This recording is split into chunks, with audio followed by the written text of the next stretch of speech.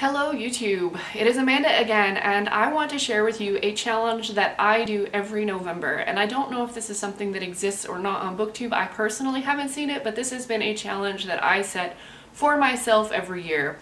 This started off as more poverty driven. I couldn't afford to buy a lot of books, and being a avid reader most of my life, this means I had a lot of books on my shelves that I did not read.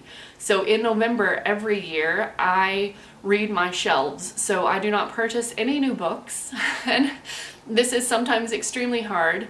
I will still check out books from the library. That's something that I do regularly, as you all know, but I don't make any new purchases, and I try to focus on reading books that I already own, because that for me sort of spirals out of control very quickly, where I'll realize that half of my shelf are books that I just never get to because I constantly have new books coming in. So November for me is about not just giving thanks to you guys with my previous video announcing the winners of the giveaway, but also giving thanks for the ability for myself to buy books. This hasn't always been the case in my life. I had large stretches where I couldn't, so it was fun for me to set little challenges like this where I could check out from the library, and I sort of made little goals about what I was going to read and the number of nonfiction versus fiction. I know this is nonfiction November for most, but as an alternative challenge, you can always join me and read what you have, which is what I do.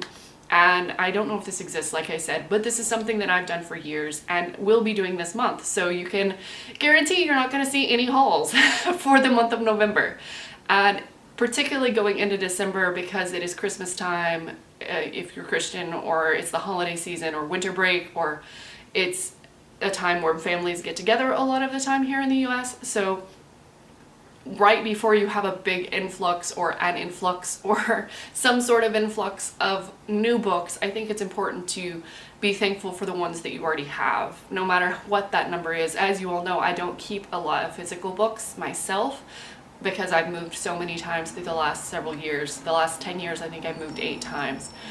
So because of that, it's even more important for me to get to the books that I already own, because they take up space, and I live in a small apartment in Boston, so I don't have a lot of space. So I want to read a book and then give it to a friend, or share it with others who would also enjoy it. And I think for me, that's what I like to do with books that I have read, is I want to share that experience, if it's been enjoyable, with someone else. So that's another reason that I do the Read What I Have November challenge every year, is because my friends and I, who were also in a similar financial constraint as myself for years, would be able to swap books. So we would read all the books that we had kind of pending, and then in December we would gift those books to each other.